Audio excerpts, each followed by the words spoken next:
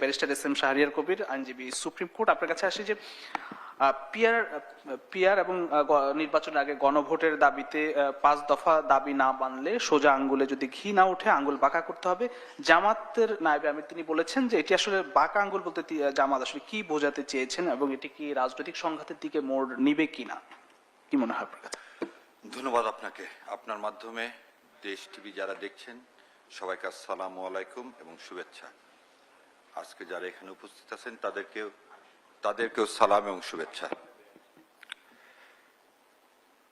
এখানে অনেক জ্ঞান গর্ব কথা হয়ে গেল, তো কোথায় থেকে শুরু করব সেটাই বুঝতে পারতেছি না। কারণ যখন তুবলকি, আজগুবি, আইন, এই বেআইনি কাজগুলোর কথা আসে তখন বসে থেকে শোনা খুব কষ্ট হয়ে যায়।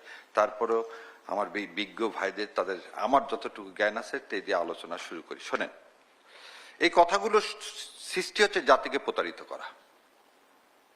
কেউ যদি জুলাই সনদকে বলে যেটা আজগুবি, তুবলকি, বেআইনি আইন, তাহলে বুঝতে হবে কারো একটা এজেন্ডা আছে এই জাতিকে আবার। না, আমি জুলাই সনদকে তুবলকি বলি নাই। আপনাকে বলিনি, আমার শেষ করতে দেন, তারপর আপনার বলা। আপনি আমাকে মিসকোট করলে তো হবে না। আপনি আমাকে মিসকোট করছেন। আপনি কারো এজেন্ডা নিয়ে আসছেন এটা জাতি জানে, অতএব আমাকে বলতে দেন। আমি কোন এজেন্ডা নিয়ে আসছি? আপনি এজেন্ডা নিয়ে আসছেন, আমি এখান থেকে আমরা জানি। আপনি এখানে আমাকে অভিযুক্ত করতে আসেন। আপনি আমাকে অভিযুক্ত করতে আসেন। আমাকে বলতে দিবেন তো ভাই। আপনার কাছে আমি আসছি একটু পরে। আমি এরকম করলে উঠে যাব। এটা আপনার কি ধরনের কথা? মানুষের মুখ, আপনি শাকিসান মতো আমার মুখ বন্ধ করে দিবেন? 17 বছর তো বলতে পারিনি। এটা কি ধরনের ব্যবহার? আপনি একটা বিজ্ঞ ডাক্তার মানুষ, আপনি ডিবেট করুন ঢাকা মেডিকেল কলেজের আপনি আপনার কথা বলুন। জি, জুলাই সনদ হচ্ছে আমাদের মুক্তির সনদ। জুলাই সনদের সাথে রক্ত মিশ্রিত। জুলাই সনদের সাথে ভারতীয় আধিপত্যবাদের কবর রচনার মিশ্রিত। অতএব এই জুলাই সনদকে কোনোভাবে অপমান করা যাবে না।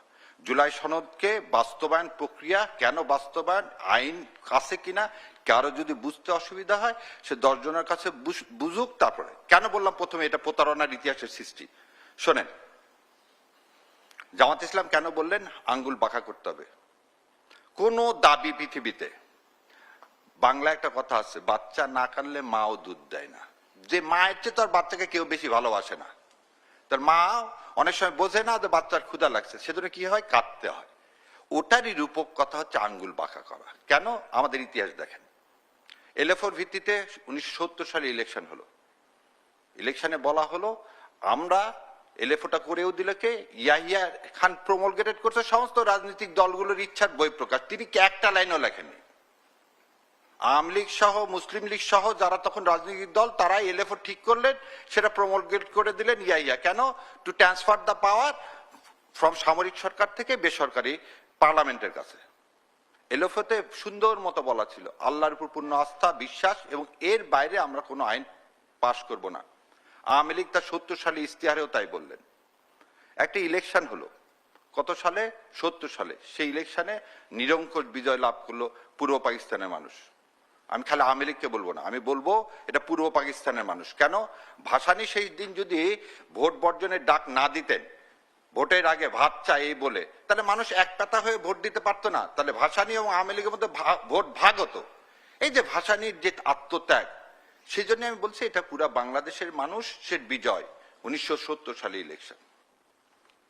পাকিস্তানের আধিপত্যবাদ 25-এর কালো রাতে আমাদের উপর অবর্ণনীয় একটা আক্রমণ চালালেন। ক্ষমতা ট্রান্সফার না করে তারা অস্ত্রের ভাষাকেই গ্রহণ করলেন। আমরা সারা বাংলাদেশের মানুষ এখানে আমরা ঝাঁপিয়ে পড়লাম। দেখেন সেটা নিয়েও কিভাবে প্রতারণা করা হলো। শহীদ রাষ্ট্রপতি জিয়াউর রহমান নিজের জীবন বাজি রেখে স্বাধীনতাকে ঘোষণা করলেন। এই কনস্টিটিউশনে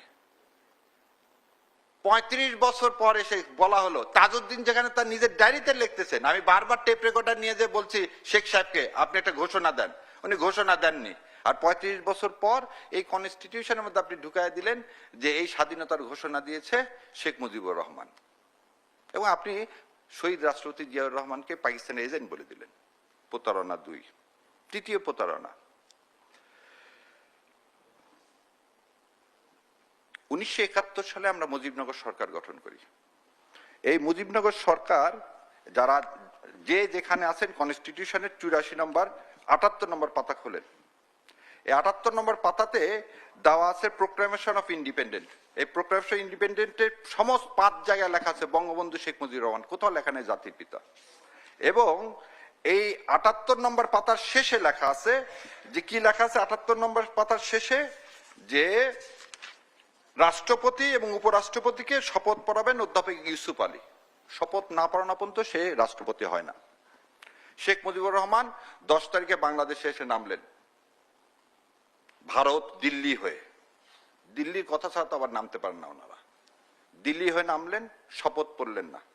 11 তারিখে উনি কি দিলেন? Provisional constitution of Bangladesh order. শপথ ছাড়া নিজেকে রাষ্ট্রপতি ঘোষণা করতে পারেন, তাহলে সে একজন প্রথম বাংলাদেশের বেআইনি রাষ্ট্রপতি, কারণ সে শপথই নেননি। আজকে যে সনদের কথা নিয়ে তুগলুকি শুরু হয়েছে সেই 72 সালের 11 জানুয়ারি। এই পেজ নাম্বার কত সেটাও বলে দিই, 84 নম্বর পাতায় কনস্টিটিউশনে উনি নিজেকে ডিক্লেয়ার করলেন। 84 নম্বর পাতা দেখেন, 84 নম্বর পাতায় নিচে কি সাইন করছেন উনি? বাংলাদেশের রাষ্ট্রপতি হিসাবে Sheikh Mujibur Rahman, president of the peoples republic of Bangladesh. Fraud কাকে বলে? মুক্তিযুদ্ধের সাথে প্রতারণা, মুক্তিযোদ্ধাদের সাথে প্রতারণা। আর আজকে আপনি আসছেন তুগলুকি আইন না। এই 72 সালের যে এই প্রভিশন কনস্টিটিউশন অর্ডার দিলেন উনি কোন ক্ষমতা বলে দিলেন? হয়তো শপথই নেননি, তাহলে ওটা বেআইনি। ওই বেআইনির বলে এই 72 সালে যে কনস্টিটিউশন রচনা হলো, আবু সাইদ চৌধুরীকে উনি 12 তারিখে শপথ পড়ালেন, সব বেআইনি। জন্মই যার আজন্ম পাপ। কেন আমরা 24-কে দ্বিতীয় স্বাধীনতা বলি? সেদিন তো আমরা স্বাধীনতা পাইনি। 71 সালে 16 ডিসেম্বর কি জেনারেল ওসমানী ছিল না বাংলাদেশে? ছিল না কামরুজ্জামানরা, তাজউদ্দিনরা? কেন 16 ডিসেম্বর অরোরার কাছে আপনাকে হ্যান্ড ওভার করতে হবে? কেন আমার কনস্টিটিউশনের ড্রাফট রেডি করে দেবে ইন্ডিয়া? ও, এই কথা আপনারা বলবেন না। আপনারা একদিকে যে বলবেন, এক পেতা হয়ে বলবেন। কোনটাকে বলবেন? জুলাই সনদ। যখন মানুষ তার নতুন সূর্য দেখার স্বপ্ন শুরু করছেন, তখন আপনি একটা ন্যারেটিভ তৈরি করবেন, এই জাগ গেল, জাগ গেল, জাগ গেল। এখন কি আমরা রাজনৈতিক সংঘাতের দিকে যাচ্ছি কিনা? আমি একদম শেষ আপনাকে সেটাই বলতে একটু ভাই একটু বলার জন্য তো নিয়ে আসছেন। একটু যদি সবসময় তো তাড়াহুড়া করলে ওই 2 সেকেন্ডে রিল হলে হবে না। আমি শেষ করে দিচ্ছি, শোনেন। রাজনৈতিক সংঘাতের কিছু নাই, সত্যকে মেনে নিতে হবে।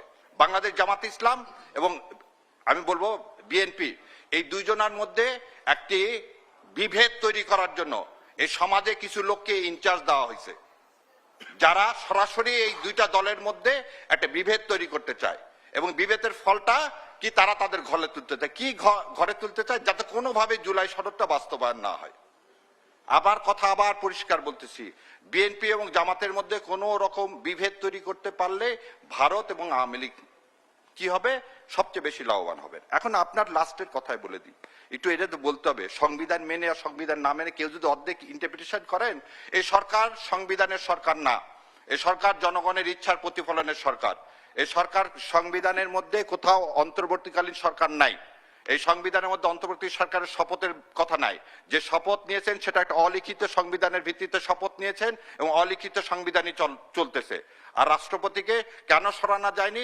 যারা আজকে এই এজেন্ডা নিয়ে আসছেন তারা ভালো জানেন রাষ্ট্রপতিকে কেন সরানো যায়নি। প্রথম দিনই ভুল হয়েছে, এটাকে বিপ্লবী সরকার হিসাবে শপথ না নেওয়া। এনিওয়ে, দ্বিতীয় কথা, 2/3 অফ দ্য কনস্টিটিউশন অকার্যকর। আজকে যে জুলাই সনদ হচ্ছে এটা জনগণের অভিপ্রায়, জনগণের সার্বভৌম ক্ষমতায়, যে ভাই বলছেন একটু আগে কনস্টিটিউয়েন্ট পাওয়ার, সেই কনস্টিটিউয়েন্ট পাওয়ারের বলে এসছেন। আর রেফারির ভূমিকা না। এই আপনারা জুলাই সনদ যারা করলেন, এটা কি ঐক্যমত কমিশন? ঐক্যমত কাজ কি? ফ্যাসিলিটেট করা। ফ্যাসিলিটেট করছে সবারটা, তারপর রেফারি কি কার্ড দেখাতে পারবে না? তার কি হলুদ লাল কার্ড দেখানোর ক্ষমতা নাই? তাহলে আপনি ওখানে বসাইছেন কেন? সে সেই কাজটাই করছে, সে সুপারিশ করছে, সে বলেনি এটা আইন। সুপারিশ করছে, সেই সুপারিশ দেওয়া হয়েছে প্রধান উপদেষ্টার কাছে। প্রধান উপদেষ্টা সে সমস্ত রাজনৈতিক দলে বলছে এটা রাজনৈতিক ডিসিশন। আমি প্রথমে যেন আপনারা কোনদিন ব্লেম করতে না পারেন আমাকে যে আমি দিয়ে দিলাম একতরফা।